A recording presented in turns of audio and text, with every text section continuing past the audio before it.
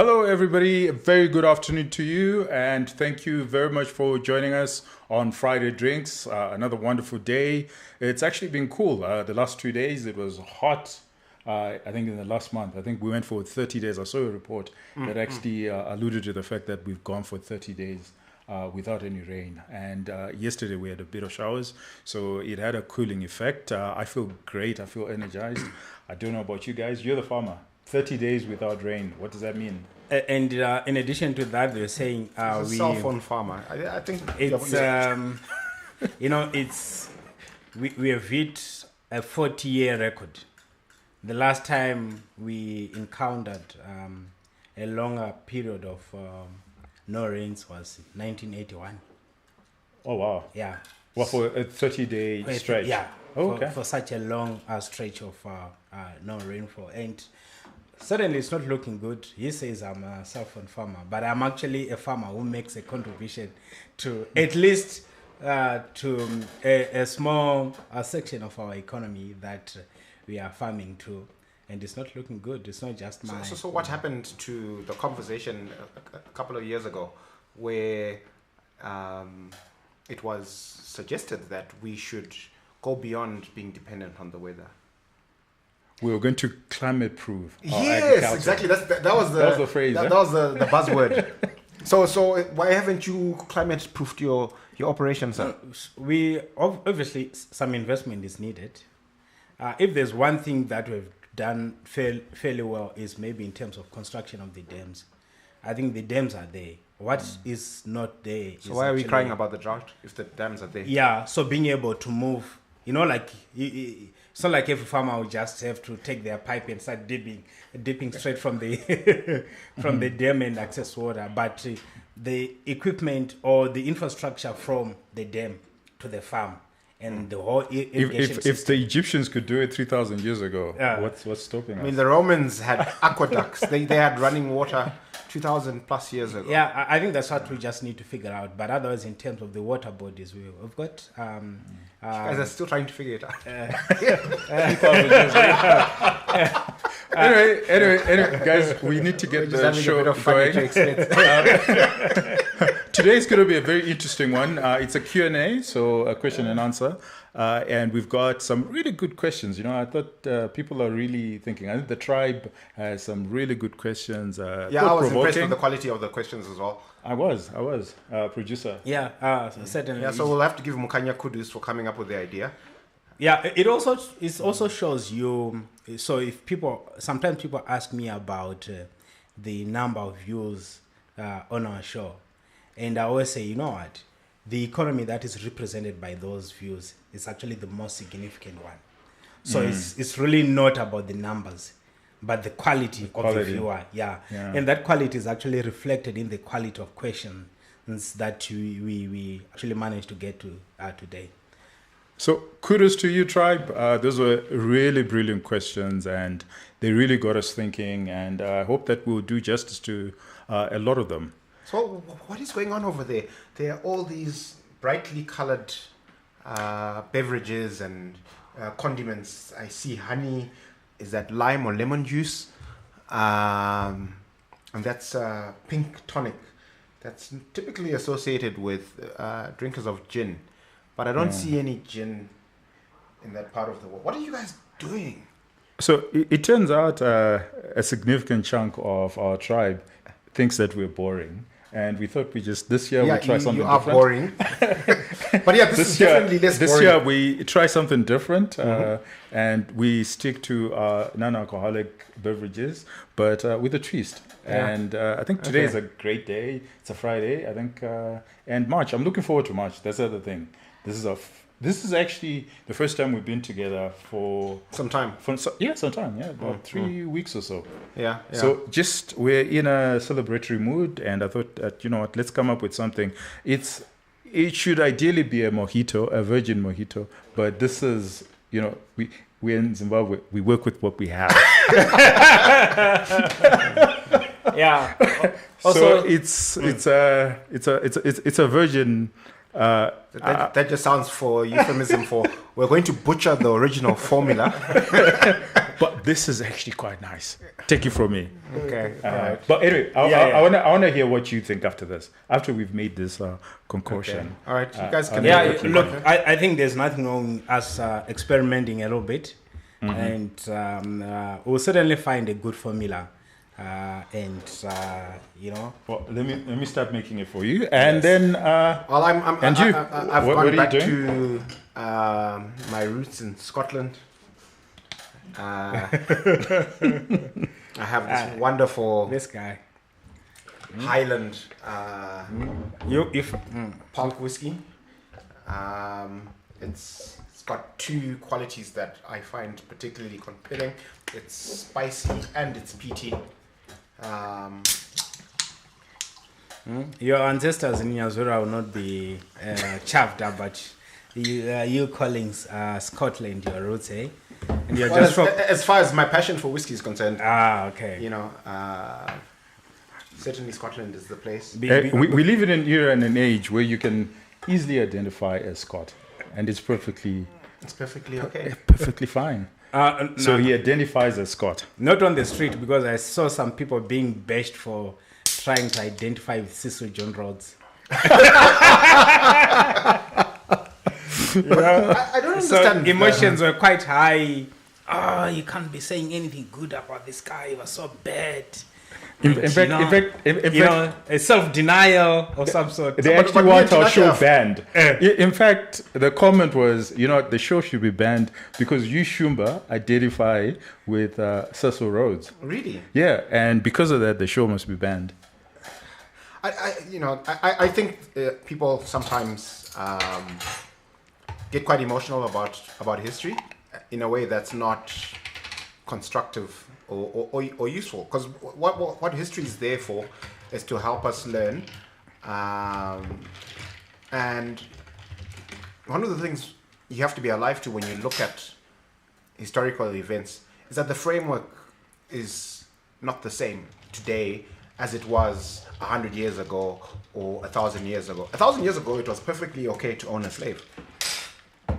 That is, in today's world, that idea is appalling. And so, you've got to, when you analyze the players and characters in history, you've got to cut them some slack for the framework in which they lived in which certain things that we find appalling today were perfectly okay then. And once you make that adjustment, you can still celebrate, great generals and leaders like Genghis Khan or Shaka Zulu or Cecil Rhodes, for that matter. I think we're going down an unnecessary rabbit hole that will get us in even more trouble. Yeah. And I suspect that we'll see the comments coming through. And but anyway, today, like we said, it's going to be an interesting one where we're looking at your questions and we're going to try and answer a lot of them. If the answers are not satisfactory, then it's not your problem. It's our problem because we don't know what we're talking about. Of course. Yeah. Yes, and some of us are drinking very wise waters, so we can hide behind that as well. Yeah. So, and just remember that, we're just having banter.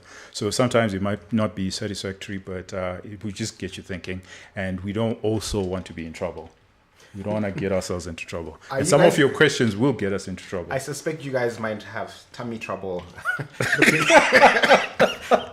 looking at your concoction, and it looks like there are things coagulating in there. Don't worry about it. No, the good thing Don't worry about us. The good thing it's a Friday, and we've got the weekend. And we've got a weekend. We're at the home Yeah. base. It's not like we're traveling. Okay. If Yeah. something goes horribly wrong, We can recover. I wouldn't go anywhere that's not too far from a loo. Anyway, by the end of the show, we will know. And Raga, I would want to know. What certainly, you think of that, I'll give you my Yeah, feedback. we just need to stir it up a bit. Yeah. Perhaps the honey. I was hoping that the honey would. and I think we look cool. I don't know, viewers. What do you guys think? Don't Drinking you look pink drinks. Don't you look cool? Yes. In fact, when you said something about March, Tinashe, I thought you mentioned that it's is it Women's Month and Women's Day. I was seeing a lot of that on social media. Oh, what is it? Then I was like to myself, okay, it's Women's Day. I thought every day is Women's Day. Didn't we have just Valentine's the other day? Exactly. So every month there's something that has to do with women. Exactly. And we must be celebrating our women every day. We have to. So I guess the pink drink is in a small way a celebration So to the ladies. Cheers to the ladies Cheers that to the actually watch the ladies. show. And all the best with your drink. Okay, so we start. If there's any problem with the questions, just know that it's the crew. The problem is with the crew. But I think the screen is up and I'm able to see your questions. And we start with Dr. Admire Dube, who has his CFA sign there. I think that's a way of him saying that he's very educated. And he knows what he's asking and he's about. He actually knows what he's asking about, and he wants us to identify him as with his designation, which is a CFA charter holder. Yes. Okay, admire. And he's also a doctor. Yeah? Okay. So here's the question. A, are you still in support of a currency board in Zim in light of the lifting of the US executive order sanctions? And then B, should Zim pursue reparations for economic consequences of these 2 decades restrictions? And then he goes on to make a comment and he says, good work, by the way, holding these Friday drinks discussions. So I suspect that that's a question directly to me because I've been a huge proponent of currency board. But he says in light of the lifting US executive sanctions. So I'll deal with the first part of that question. I think the idea and the notion of a currency board and supporting a currency board, we will always do so. And I think for the foreseeable future. And I think it's only a question of time. It may not happen immediately, but that's the only alternative for Zimbabwe. So it might happen in 10, 20 years' time, but what we don't want is in 20 years' time for our kids, because then they will be adults, to think that we were dum-dums, so... They might already think that. So it's really, why we support the currency board is for posterity. It's actually an argument that currency board actually does work. Eventually, it will have to be implemented. I don't think it will be implemented anytime soon. I think that the political will is just simply not there. But that the buzzwords are in the corridors of power, and people are actually talking about it, and people are aware. It surprises me just the number of people who, walking down the street now know what a currency board is. And 3 years ago, they didn't. So I think that in people's, in the psyche or the conscience of the Zimbabwean state, I think it's quite clear what a currency board is. So you say in light, and I think that's a tongue-in-cheek comment, Admire, where you say in light of the executive lifting of sanctions. And that I would direct to our good friend Shumba. Yeah, so I hope I'm not bursting anybody's bubble, but we haven't actually seen a significant removal of sanctions. I think what the U.S. State Department or the executive branch of the U.S. government did was simply clean up their sanctions regime. So it's basically you have Zidera and you have this new the new sanctions are using the Global Magnitsky Act. I'm pretty sure I butchered the pronunciation of that. Yeah, it's Magnitsky. Magnitsky Act. Yeah. So very senior people in our government are still on the sanctions list. So I don't think anything material has changed there in terms of the perception of Zimbabwe being under sanctions. And I don't think, sadly, that there are, capital market players in London or New York or Joburg, for that matter, who perhaps were not doing business with Zimbabwe on account of sanctions, who will do things differently going forward because of this recent announcement. I think I'll have a slightly different kind of take. Okay. I think before the announcement, we had several scenarios that were at play regarding the whole issue of the sanctions or whatever restrictions. So the U.S. government could have just left them the way they were. So that was one scenario. Or they could have actually intensified, expanded them even further. And of the things that... so if you then work with, say, probabilities just before the announcement, I don't think there's so many people who were expecting some sort of relaxation. You might say it's token or otherwise, but I think given what we were seeing on the ground and the reason for the sanctions or restrictions over the years having not gone away as it were, we would not have, very few people would have expected anything other than maybe the sanctions being maintained or even being expanded. So given that kind of view, I think one could sort of acknowledge that as some progress. It just tells you that maybe in the corridors of maybe the American politicians, maybe there is a way out. I think they are not as agitated and aggressive. But we listened to what Chargeur said, and it's quite clear that... maybe you might want to speak to that, but maybe before you do that, I'll take it as a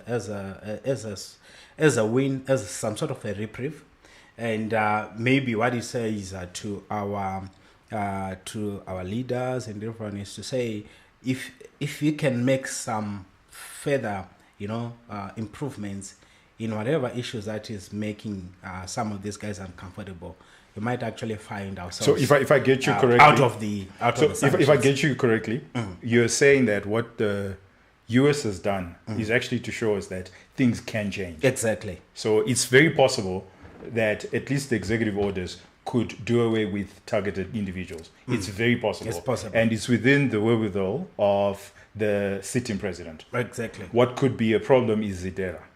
Yes, of course. So is that, don't you think that's a fair enough argument?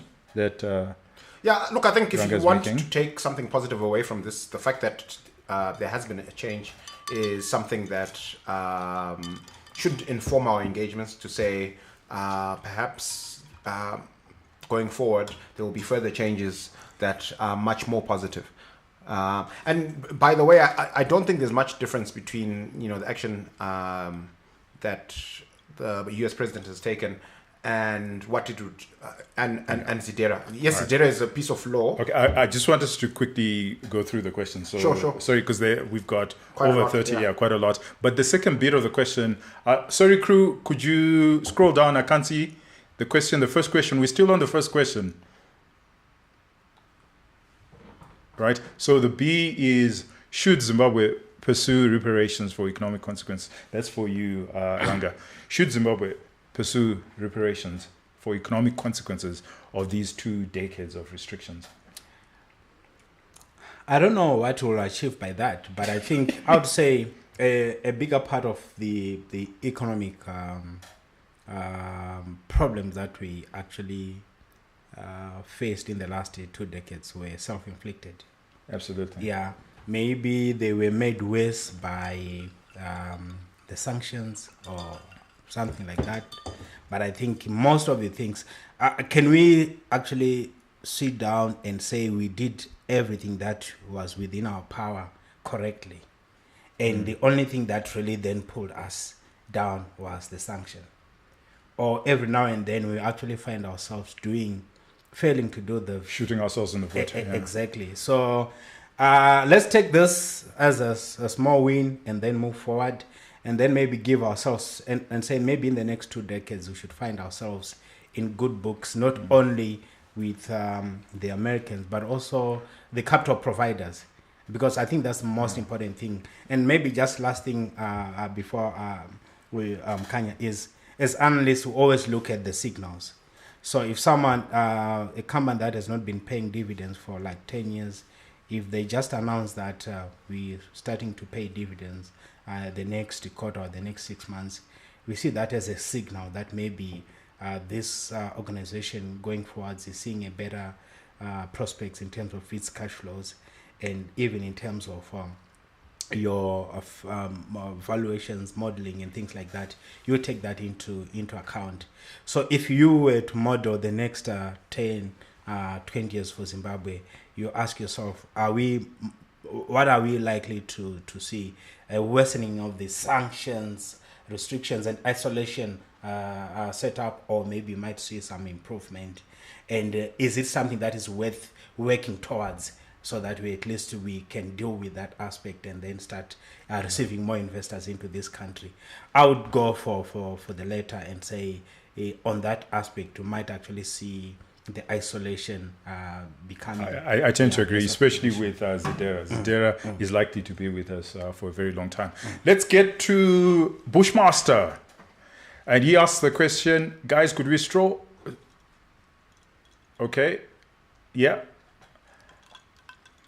Okay, he asked the question, since there is a real estate bubble, so he makes the assumption that there is a real estate bubble with inflated unrealistic prices, is it wise to buy a 120K house now or hold on to the money for a year or two until the bubble bursts? Will it even burst? Let's start with you, Rufaro. What are your thoughts on the real estate in Zimbabwe? We had quite an interesting conversation about this earlier, and I think the jury is still out. There's a school of thought that there's a bubble, that these prices don't make sense, and I think the most compelling pillar of that school of thought is, look at the region, similar, for $120,000, what can you buy, say, in South Africa or Zambia or Mozambique and that sort of thing. And so if you look at it from that perspective, and even in the context of the rental yields, property in Zim looks quite expensive, right? But then if you look at it in the context of... Are you going to get a 10%, 12% yield elsewhere? Yeah, you're going to get a 10% yield in most other markets in our region. You're not going to get that here in Zim. Well, you can get that on residential. You can get that, but on most properties, most property portfolios are not getting anywhere near that. In fact, somebody a couple of weeks ago pointed out that the yields on some of the listed stocks are higher than you can get in certain property. So look, and that argument does have some legitimacy, but then the other argument, which is that we are not in a bubble, that these prices are probably going to be sustained for some time, speaks to a lack of residential property stock in the context of the size of our population and the population growth we've experienced over the last 10, 20 years. The fact that in a lot of the suburbs that have been around for more than 50 years, a lot of the properties there are approaching the end of their useful life, their lifespan. You can't actually renovate them. You really need to just tear it down, tear it down and rebuild. So these are that's the other side of the argument that says, look, there's all this demand, there's this shortage of supply, and that's what's sustaining these high prices, and it doesn't look like it's going to change over the next several years. And also, what do you think? Also, I think we're going to talk about the bubble if the growth that we're seeing in the sector was being funded by debt. Absolutely. Yeah. Zimbabwe's market is a cash market. Yeah. Yes. There's very little debt. Because by definition, a bubble is usually credit driven. Yes. It's inflated by credit. Exactly. There's no leverage in our system. So 2008, the global financial crisis, subprime mortgages and etc., those kind of things, where you were basically, you could just get credit, no matter how uncreditworthy worth you were. But here, this is funded by cash. And just imagine what would happen if you actually had credit. Yes, in the market. And if these sanctions, the lifting or the partial lifting, is to unlock serious capital injections into the economy, and people who actually deserve, and they are in a normal market would get a mortgage. Yeah, would get a mortgage. It would actually expand. And what Rufaro said, that the stock is not increasing. So it's not like we are seeing new sort of sites developing where people can actually go there and start putting up new suburbs, as it were. So I don't think the bubble story is really that. Yeah, strong. I also don't think. I think it's very difficult to sustain a bubble when it needs equity finance. If the prices reduce, what do people do? They'll just walk away, but they'll keep their stock. It's only when you have credit and you need to service the credit, the leverage, that's when you then have issues with the bubble. But there's something that you guys have said, which I think that you're correct, but the problem is worse than you guys actually think. So it's not that the supply is stagnant or is not growing. It's actually that the supply is actually reducing. So if you look at most of the houses within the greater parts of Harare, right, they're between 75 and 100 years old. A lot of them are now condemned. So that supply is not increasing, it's actually reducing. So if the supply is actually reducing and the demand, even if the demand remains the same and supply is reducing, then prices will go up. So that's the serious issue that the city council needs to look at, that local government needs to look at, is that when you look at the housing stock that we have at the moment, it's actually reducing. And the estimates I was hearing is something like between 20 and 30%. Wow, that's a big number. It's coming off the market. So if you imagine, if you're reducing the stock by 30%, and yet you still have the demand, or demand is increasing, albeit even slowly, you've got a problem and prices have to go up. So this has to do with residential. Then the second issue that the industry has discovered, or what's actually happening in the industry, is there was a sense that we could build outside of the city center, outside of Harare, so into Greater Harare, so beyond Rua, beyond Norton, beyond Heathcliff, that we could do that in Umboshava and elsewhere. But what's happening is when you look at our roads, they just cannot sustain. I mean, going to Rua now, on a daily basis, it will take you an hour or two. So the real reason why you moved out of the city was to actually have, the country lifestyle. But now the impediment that you are having is you're going to have to enjoy that country lifestyle. It's every day to and fro, 5 hours on the road. It's not sustainable. So a lot of those people are moving back into the city. So there's that demand as well. So I think that the demand is there. It may not be growing, but the real issue is the stock. I hope we've answered you there, Bushmaster. So the next question is, okay, a lot of these guys go with these designations. These are very important people. Eh? This is Ambassador Tinaye Edwell. Are you an ambassador? Please let us know. But his question says, my question is on recent remarks made by the former president of Nigeria, Obasanjo, when he said Nigeria must visit Zimbabwe for inflation solution. Have we really been able, as a country, to manage inflation? Does it mean something positive has been happening in our country? Okay, so I didn't see that. So I'll just assume that what he's saying is correct. Well, you didn't see it, so let's take it. Okay, so someone who actually saw it. I saw it, and I've had an occasion to apply my mind. I think Obasanjo is confusing Zimbabwe with Germany, a country that actually had hyperinflation and then solved their hyperinflation problems permanently, and are now a pillar of one of the world's hard currencies, which is the euro. I think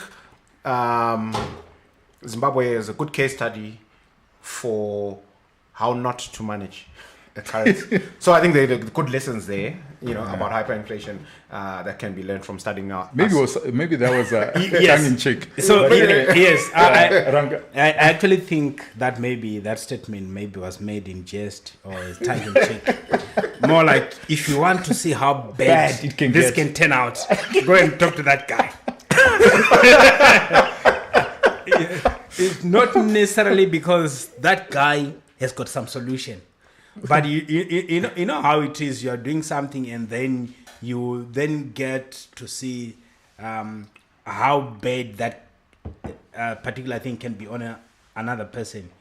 I think you're most likely to walk away feel like, I don't think I want to do this. I might end up like this guy. So I don't think we have got any positive lessons in terms of how to manage inflation.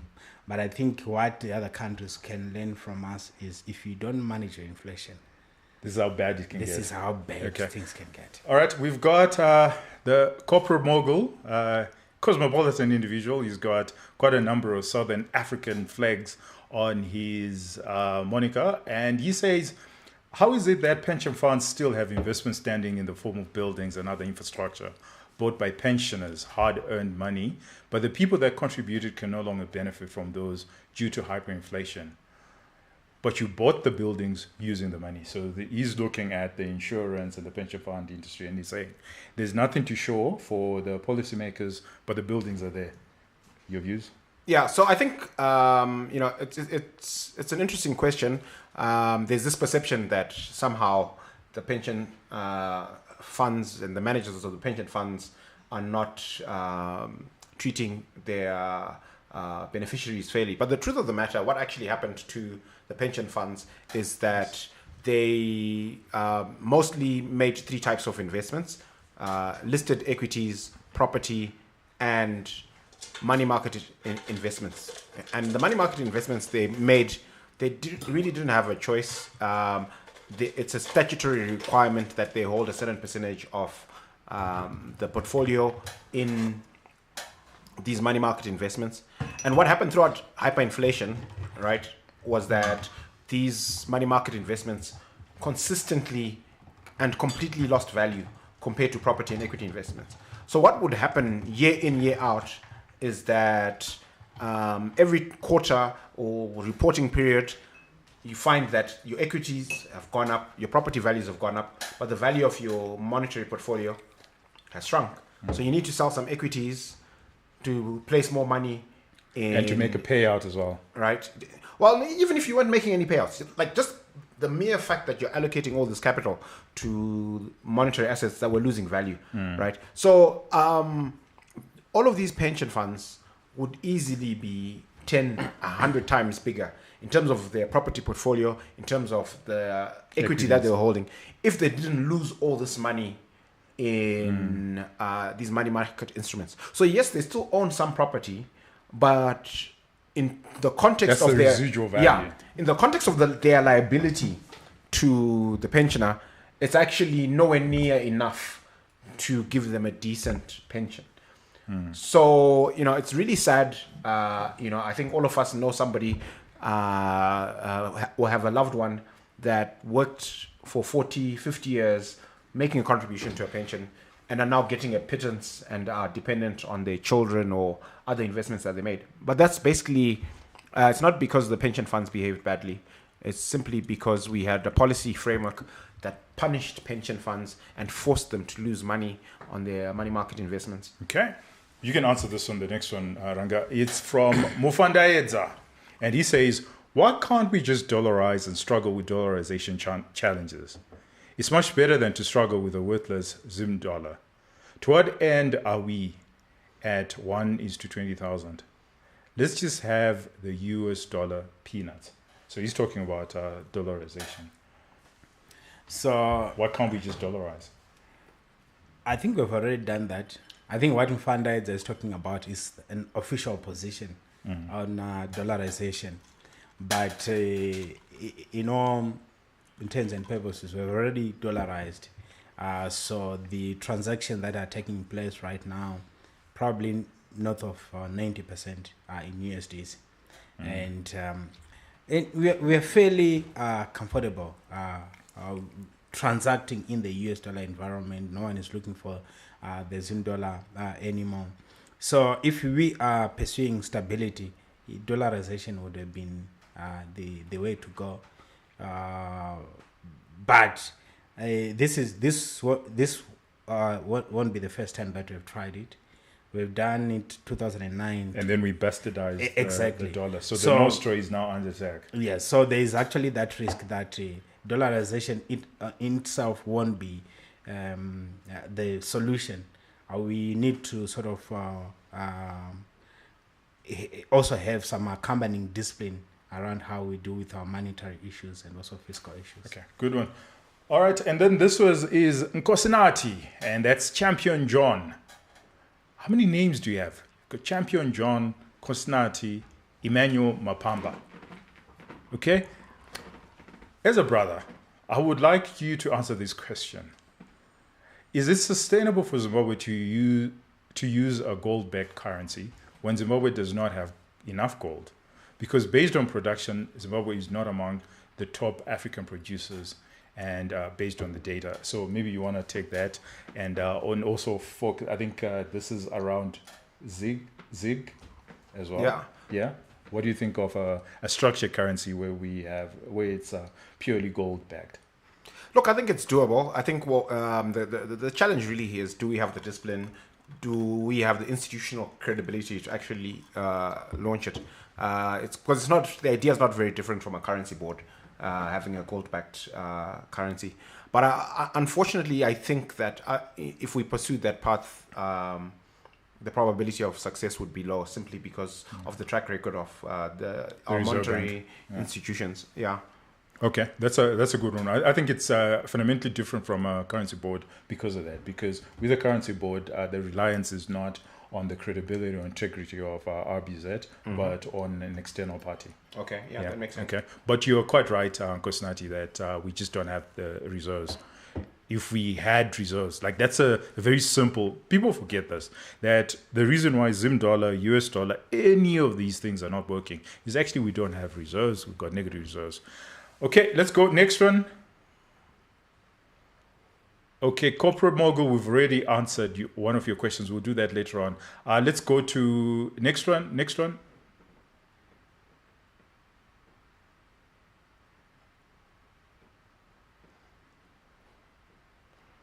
So it's Maida Innocent.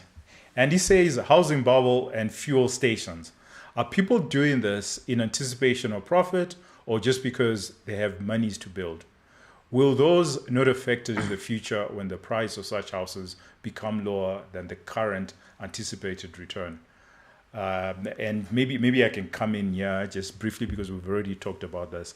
I think that a lot of what you're seeing with the houses and fuel stations, it's preservation of capital. I think if you think about the equity market between 2002 to 2008 or 2009, thereabouts, it's not that the companies were making money, but it's because people saw the equity market as a way in which you can actually preserve capital. Whereas today, because of over-regulation, the equity market is not as performing as it should. So what people are doing is, if you're making any bit of money, because it's a highly volatile and unstable market, the only place where you can park it is actually in real estate.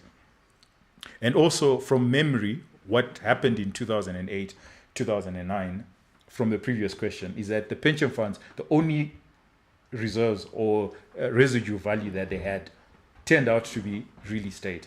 So I think because of that memory, almost every corporate thinks that if you're making money, rather than put your money in a banking sector where nostro can be bastardized, you're better off legally buying property and you just keep it as property. So even if the property loses value, it's okay because that residual value will still be there longer term.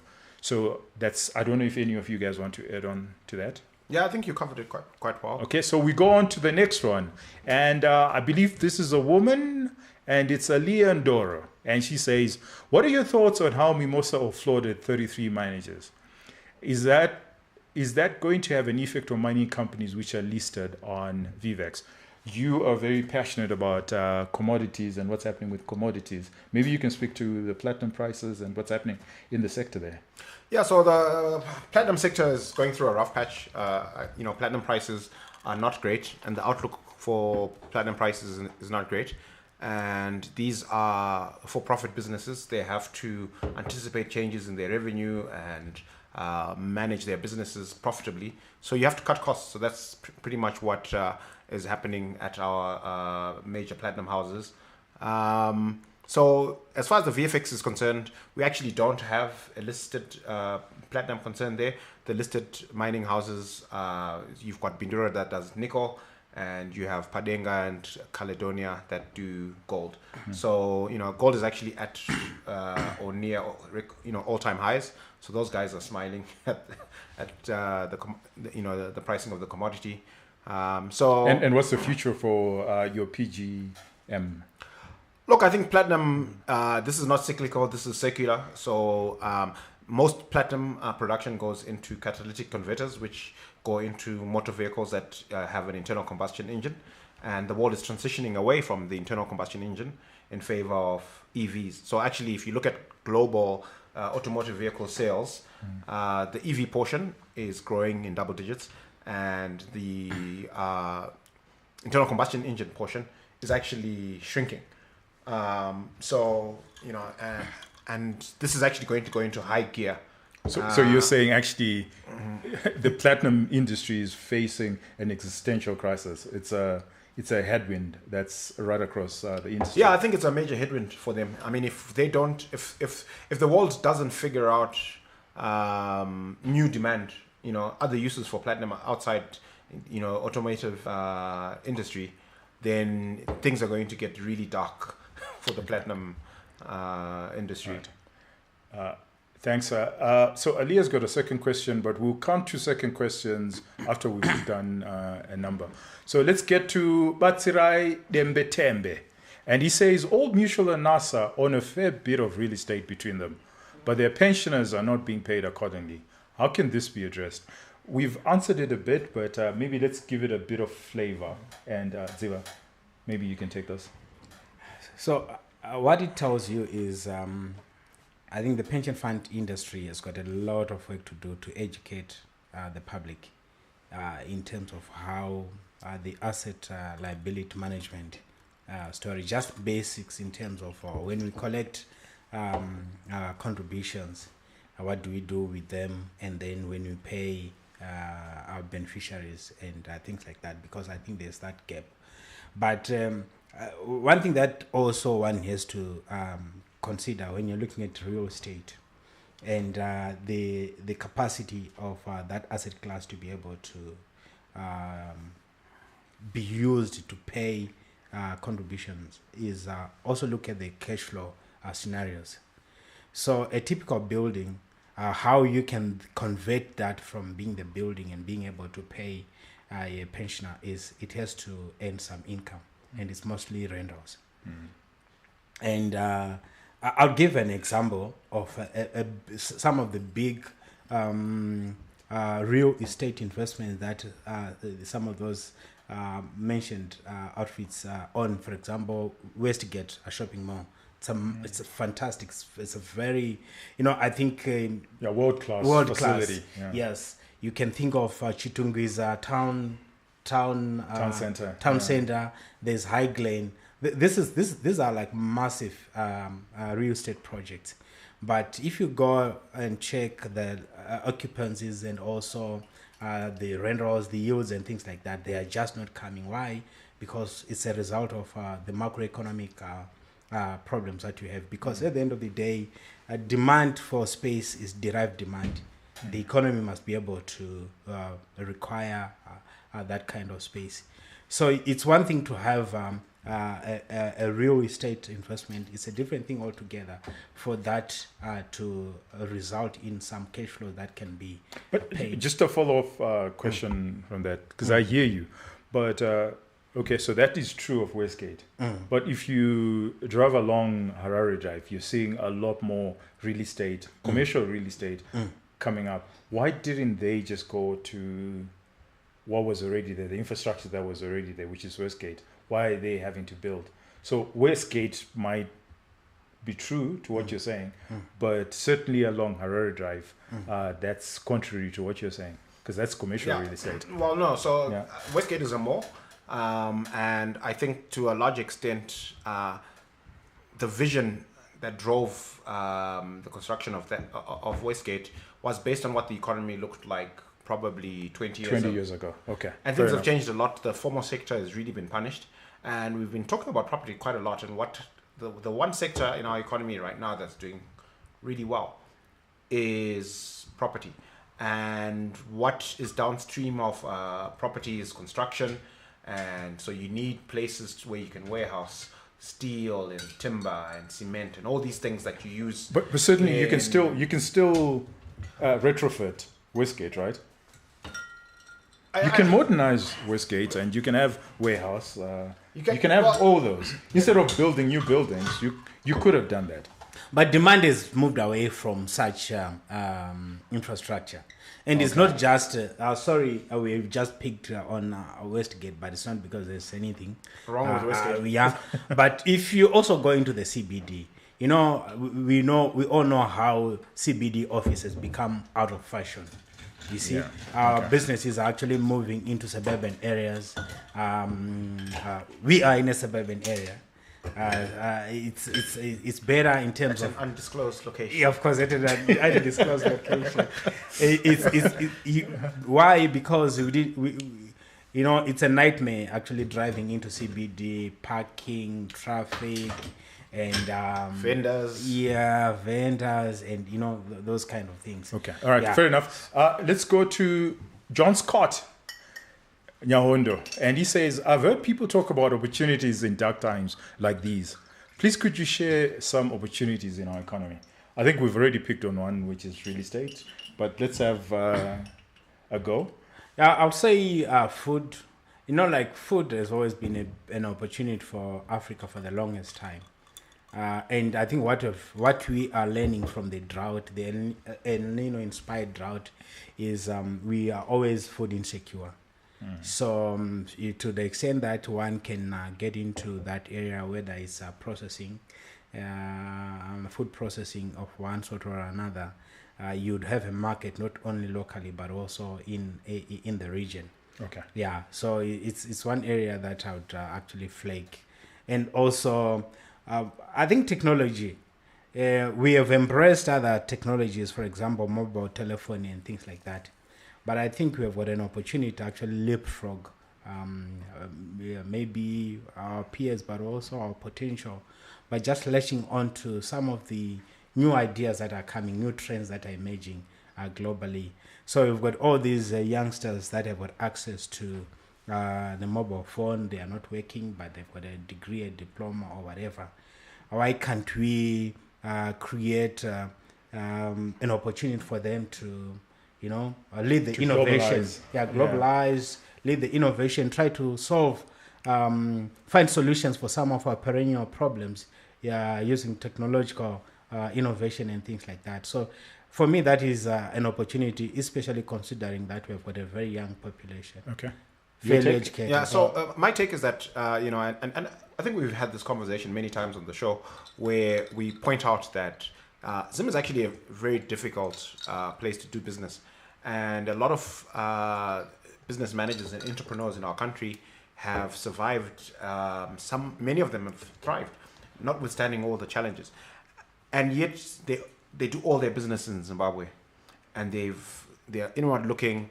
They've never looked at the opportunity of replicating whatever they're doing here in places within the region, like Zambia and Malawi and Mozambique, even South Africa. If you have competence and have survived in this challenging business environment, chances are you will also do well within the region. And also from a pragmatic standpoint, right? Whatever level of business you're doing in Zim, it's not realistic, or it's unlikely that you can increase the size of your business by a factor of 2 or 3 or 5, with just Zimbabwean exposure. But if you expand within the region over a 5-10 year period, your business could be 5 times bigger. It could be 10 times bigger. So we think that that's a huge opportunity for competent Zimbabwean business managers and entrepreneurs to leverage, their experience here across the region. Okay, so Lindewe, if that says, if all the sanctions are lifted, will the Zim economy supercharge to perpetual prosperity and growth? Will investors come rushing in? Will the IMF and World Bank open the loan gates? Will they be mega deals? I think we've already spoken to this, but do you just want to reiterate and then just in a short I like the sentence? sense of humor in this. Yeah. Look, it's positive if you get all the sanctions actually lifted, because it means we would have ticked, especially when it comes to Zidera. Zidera is actually a roadmap in terms of, okay, what do you need to do for you to start accessing international capital. Yeah. You know, so it means the day that Zidera is lifted, it will be a confirmation that would have ticked all the necessary boxes, and for the first time, the international capital players would listen to us. I don't think that we've got capacity to pay off all our debt. Well, then you then have arrears. debt restructuring. Then we would have debt restructuring. And debt Or even debt forgiveness, forgiveness, debt yeah. forgiveness up to 70%. I mean, Nigeria, Zambia, Ghana, 70% of debt forgiven. And we'll actually move ourselves out of that pariah state sort of basket Status, and then be considered like any other growing country in Africa. And I think that's what hurts us the most. It's the status, the pariah status, you know, and lifting of sanctions. I mean, I have empathy for that view that, you know, we are hurt most by the price status, but I have a different take. I think we are hurt most by our own self-inflicted wounds. Because we are. No, because we don't respect our creditors. We're not paying our creditors. We spend more than we bring in. We tend to call that pariah. All right, anyway, let's go on to the next one. And again, we've got two flags there, and that's a flag that's Australia and Zimbabwe, right? So they're probably in Australia. And this is Chiwambu, Mirara Mitatu. Oh, interesting name, Mirara Mitatu. Okay. Your thoughts on Deloitte's exit and whether the other three will reassess their business in Zim? Will the new firm succeeding from Deloitte do any better or worse? You've actually worked for an audit firm. Maybe you can take this one. Yeah, so I think, you know, the narrative around the story, there's been a bit of confusion there. So I think it's important to point out that Deloitte did not exit Zimbabwe, you know, as some of the headlines read, and you know, some of the narratives are based on the premise that Deloitte decided that it was too hard to do business in Zimbabwe and they exited. This is very different from what happened, for example, with Barclays and Stanchart, which are multinational banking institutions that actually made a decision to leave Zimbabwe. So the Deloitte partnership in Zimbabwe, although it uses the Deloitte name, the partners here are not employees of Deloitte International. They don't work for the international Big Four accounting firm. They basically use the Deloitte name, but they own the partnership. And using the Deloitte name means that they have to do things in a certain way. Right? Now, as multinationals have reduced their footprint in Zimbabwe, because if you are a Big Four audit firm, chances are 20 years ago, your biggest clients were these, you know, huge multinationals with a presence in Zimbabwe. So a lot of multinationals have exited. So that part of your portfolio of clients has shrunk a lot. There's a lot of new local indigenous-owned businesses that have emerged and have grown and have done extremely well. But to actually onboard them as a new client, you know, at a Big Four firm, you have to go through rigorous compliance. And sometimes the guy who's actually making the decision about whether you can bring on Musiamwa and Co. as a new client is based in London or Joburg, and they don't have a good sense for what things are like here on the ground, and they can actually just veto the onboarding of a particular client. So what you find if you're and what I suspect happened at Deloitte is that they lost a lot of these big multinational clients, and also a lot of the big clients locally, simply because of structural changes in the way the world works around audit, which requires audit firms or companies to rotate their auditors every 4 to 5 years. What happens is sometimes, through no fault of your own, you have to rotate out of some of your big clients. Okay. So you're under even more pressure to actually onboard new clients, right? But if you're operating in a framework in which the guy in London is saying no, no, no, no, no, right? You can literally see the writing on the wall that where you're going to get poorer and you're not going to be able to keep the lights on. But the thing about the work that's done by firms like Deloitte in partnerships is that they are flesh and blood human beings behind the name who actually go out and meet the client and have a personal relationship with the client and do the work. And so I think the partnership here got to a place where they decided that the Deloitte name was more of an albatross than a benefit for them, and that they would be better off actually without the name. They can onboard new clients. They can keep some clients that maybe someone in London is saying no, we don't like this guy anymore. You shouldn't work with them. Thanks, Rufaro. That's a very comprehensive answer. As you can see, Ranga has taken leave. He's had to rush and go somewhere, and he's so it's just the two of us now. Just the two of us.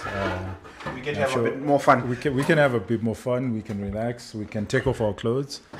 Because the producer is the disciplinarian, and now okay. So the patients have taken over. Let's hope that the questions also get more exciting. All right, then we've got Chic Smokes. Okay, Fanuel Smokes, and he says 22 SOEs. Exemptions from procurement procedures. So I think SOEs he means state-owned enterprises or entities. From the procurement procedures and into MIF, a good move or not, in your opinion? Will this make them more efficient? Would this make them even more efficient, given the lack of corporate governance amongst the inefficiencies facing SOEs? You can take that one again. Yeah, look, I think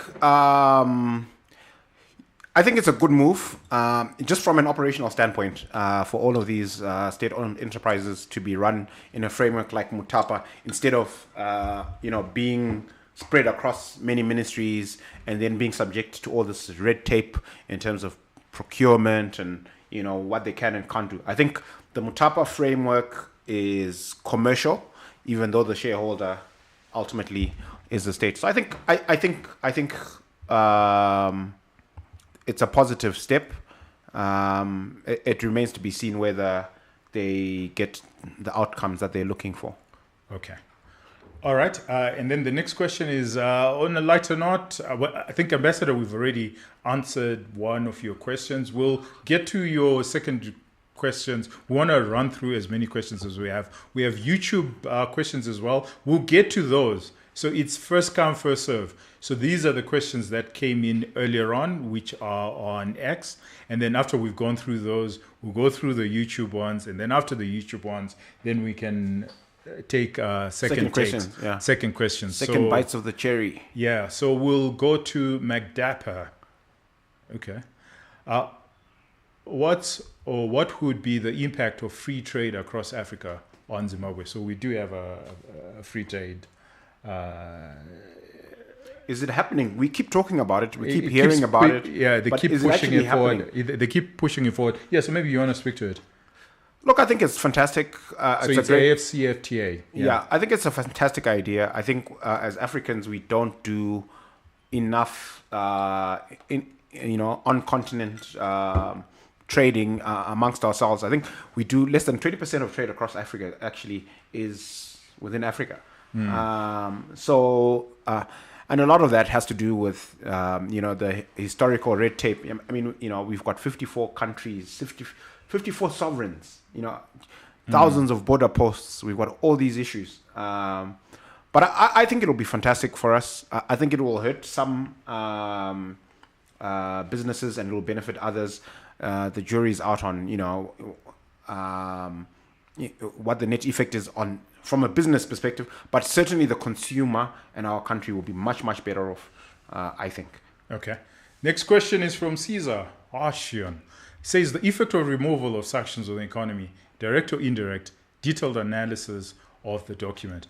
Well, we can't get into the details of the document, but I think we've gone into the weeds I think, from the previous questions, except that I think yesterday, I think, Rufaro, you had a very thoughtful anecdote on this matter. And your anecdote was, a day after the sanctions, have we seen any change? Yeah. Right? And I think that was your tongue-in-cheek comment that actually, on the ground, nothing has changed. Yep, I tend to agree with that. Sadly, look, I think let's be touch wood. This is the first of many positive future changes, but so far it's a nothing burger. Yeah. So Robert says real estate agents claim that Harare is running out of land due to lack of planning by council, and this is driving prices in northern suburbs. Is the thinking true, and will the property bubble burst? And I think we've answered that one. Except and that also the last time I checked, the issue of land isn't creating a lot of new stock. Yeah, exactly. So I don't think the problem is running out of land. There's enough land, but there is not enough serviced land. And City Council has let us down there as far as actually, servicing and building the bulk infrastructure that's necessary for us to build suburbs. If you really think about it, in Harare, we don't have new suburbs. It's really the suburbs that were started between 1920 and 1950. A lot of the suburbs that we've had. So everybody wants to go in those particular, especially in the northern suburbs, go in those particular suburbs, and the stock is actually coming off because a lot of the houses are decrepit. Okay, so we go on to Richie Rangarirai C. And he says, please analyze the new tax regime. Is it better in the long run to be highly taxed, or is it just a myth that Zim is amongst the highest tax?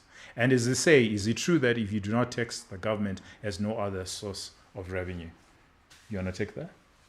Yeah, look, unfortunately, we are one of the most taxed jurisdictions in the world. It's not a great idea to be highly taxed. We, as libertarians, we think that we believe in small government. So if you have a small, efficient government, you actually need less in tax revenue, and you actually can get away with much, much less in taxes. And look, it's hard to imagine a government that funds itself without taxes in some form or other. Even the tax havens, the so-called tax havens, the governments, they do have certain fees and commissions that they charge for some of their services to fund themselves, which are effectively taxes.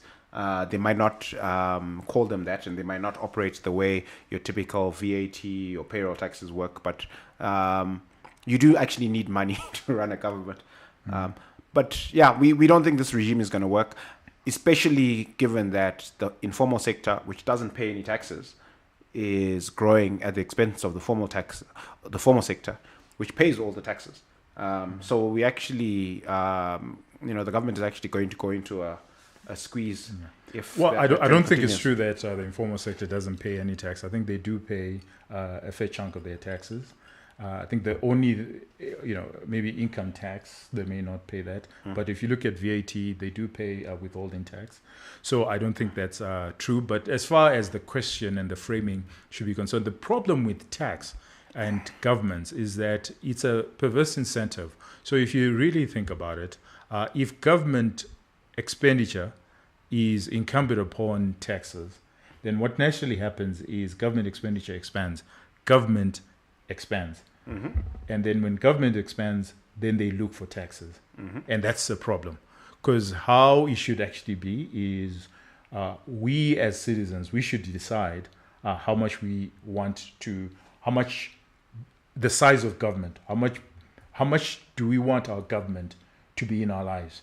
And as libertarians, we think that the minimal government interference, the better. So if you think about it, if we say, the only time I want government to interfere in my life is as far as regulation is concerned. But almost everything, I don't need a government. Therefore, the implication is taxes should be minimal.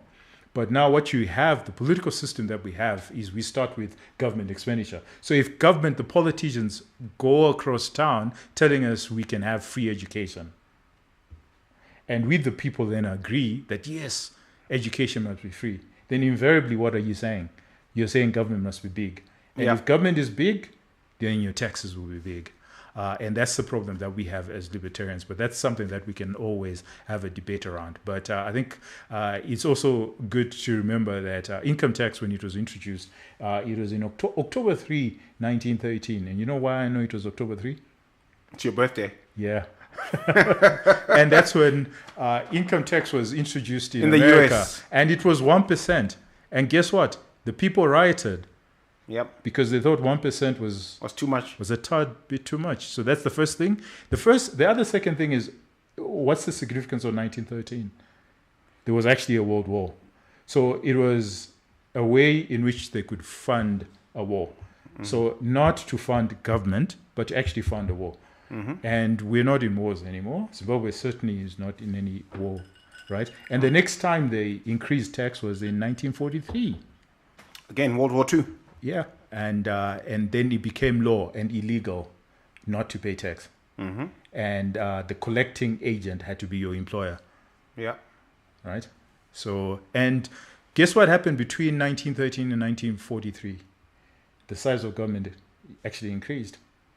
And that's the problem. That's the perverse incentive that you actually have with taxes. So the first thing is for the body politic to define how much interference they want government to have in their lives.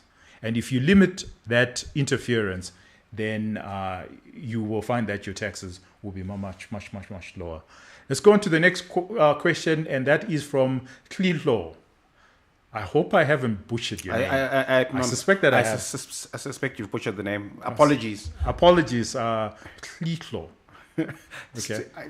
Tlatla. Sorry, what's that, Wheezy? Litlo. Oh, okay. Litlo.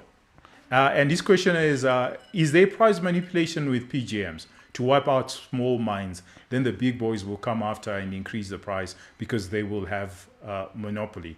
We normally see this strategy with oil. So a conspiracy theory there, but I think you studied PGMs and what's actually happening. You earlier on hinted on why platinum prices are actually coming off, but maybe you want to. Yeah. So look, I think I spoke to what's happening with platinum group metals and platinum in particular, and I think I want to push back a little bit on.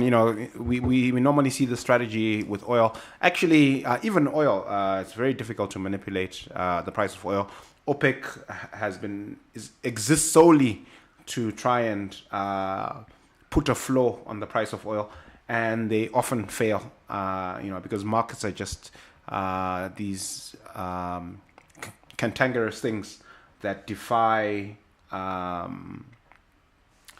oppression and manipulation. And so I don't think there's price collusion happening with in the PGM space. I know that OPEC is in the business of trying to manipulate the price of oil, but they've failed. Every time there's actually been a shock in terms of the price of oil. So, if you think back to the 1970s oil shock, at that time, the North Sea oil fields, they had been discovered, but the Brits and the Norwegians didn't think they were economically viable, right? Mm. But then the price of oil went up so much, and there was such an incentive to find and extract more oil. They figured out a bunch of new technologies that made the North Sea oil fields viable, and all of a sudden, this whole new supply came through. Yeah. Came online. And same through with America and fracking over the last 10, 15 years. So there's a you will push back if I call it an axiom. So what I'll call it is. I'm glad you're learning. So I'm not going to call it an axiom. I think it's it's. But there's this saying, the best cure for high prices is high prices. And also the best cure for low prices is low prices, because if these prices for PGMs remain low for long enough mines will go bust. That supply will be severely affected, and the prices will have to. Yeah. Okay. Fair enough. Daniel Sharandu says, "What is the short and long economic impact of Zimbabwe's low population and population growth, as revealed in the last population census?" For those that don't know, the last census was taken in 2022, and we came as 15 million people. the growth rate has actually reduced to about 1.5, I believe. And replacement should be about, what, 2 point... Well, are you talking about percentage or are you talking about... growth. The population growth is now 1.5. Well, if it's growing, then we're growing. So we don't actually have a problem. The replacement fertility rate is 2.1 children per woman. So we I think we're north of that. We're okay. We're not going to have the kind of problems that we see in China and Japan. But we're not. We're not growing as much as we should. I think and if as you much look at as we used to. Nigeria, yes, exactly. Because the growth rate used to be around 3%. So it's literally halved. And I think a lot of it is people who've gone to the diaspora. Yep. So I think the births are happening, but they're just not happening in Zimbabwe. They're happening outside of Zimbabwe. But the silver lining is still Zimbabweans. But what do you think the economic impact of that will be? Just generally, if the population is not growing as much as it should. Yeah, so a lot of economic growth just comes from population growth, right? Yeah. Because consumer demand. Yeah, so and also if you actually think about production, right? Production is done by flesh and blood human beings. So the more of us there are to actually go out and work and create and produce things, the more likely that the economy is growing. But if there's less of us out there, on the grind and trying to do things, then obviously there's going to be less growth. What of the argument that more and more it's going to be AI and machines doing a lot of the work and not people? And then what the other argument is, look at Switzerland. They do fairly well with less people. Luxembourg, Singapore. But those are those are city states. They're very small. Yeah. They don't actually Botswana, have just next door. They don't actually have a lot of land without people. And they're actually exceptionally well run. Which so is that's the antidote. which we shouldn't discount. So I think we would be better off if our population was growing faster. I mean, one of the reasons why Nigeria is the market that the world is talking about and excited about is because they've got this huge population that is growing at a fast clip, and people are anticipating that future market, the size of it, and it's going to be larger than China. And in the next 50 years, the population of Nigeria will be larger than China. I mean, that blows my mind, eh? Yeah, well, that's so. Or is that another? It's okay. Yes, the Nigerian population is growing at a rapid clip, but since 2022, the Chinese population is shrinking every year. Yeah. And in fact, if nothing changes in their demographics, by 2100, they're going to lose 800 million people. Imagine that. That is just, But look, I mean, I'll tell you a fun anecdote about some of we need to have more kids, eh? Yeah, we need to. I'll tell you a fun anecdote about some of these countries' demographics. Mm-hmm. So in Japan, for example, they sell more adult diapers than baby diapers.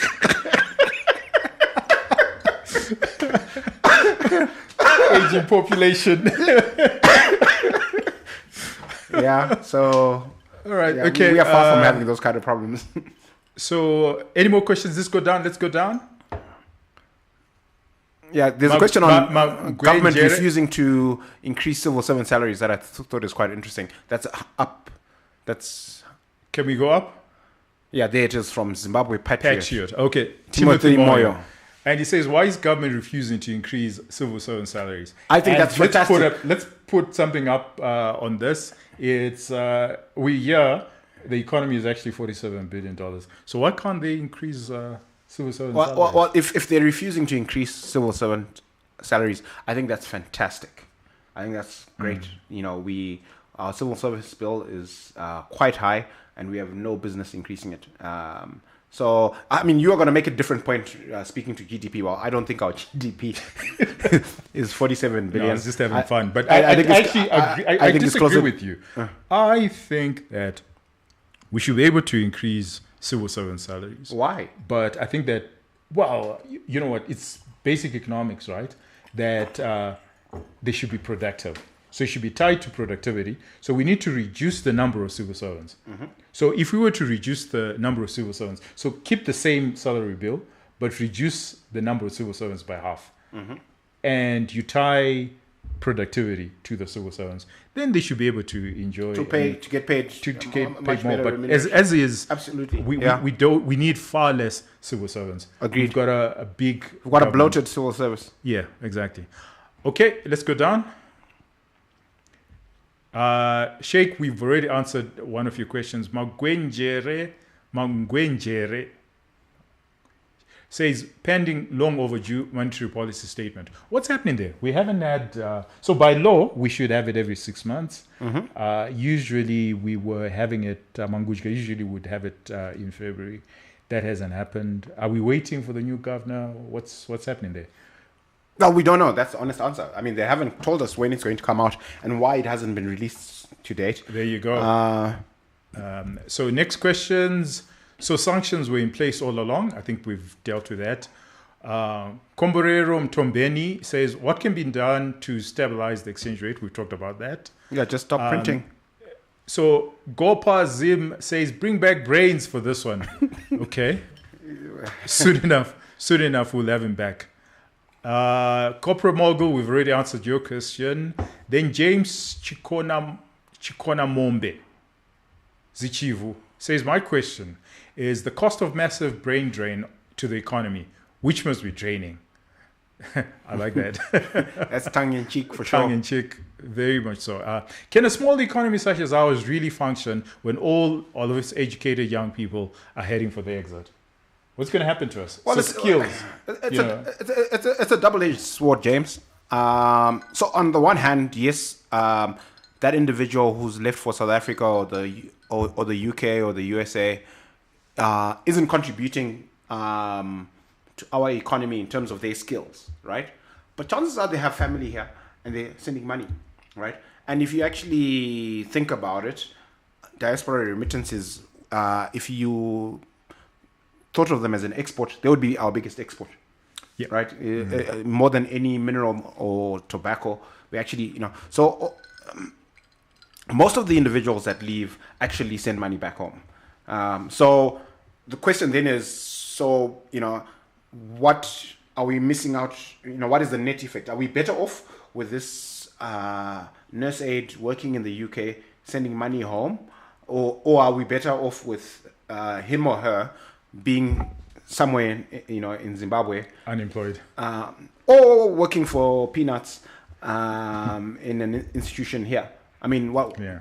So I think you are quite right. It's a double-edged sword because on one end, to grow an economy, we need the skill set.